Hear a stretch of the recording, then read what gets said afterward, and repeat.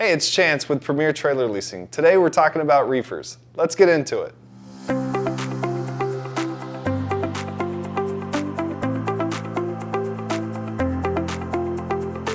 Whether you're hauling frozen goods, fresh produce, or pharmaceuticals, setting the right temperature is essential for cargo integrity and compliance. Before setting the temperature, it's important to understand the two reefer operating modes, continuous mode and cycle sentry mode. In continuous mode, the unit runs consistently to maintain a set point and constant airflow for produce loads, pharmaceuticals, and other temperature-sensitive cargo, where tight temperatures controls must be maintained.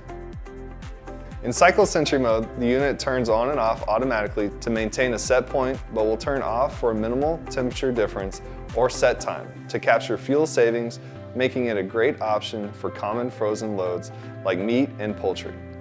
And don't forget, if you have any questions, just reach out. We're always here to help.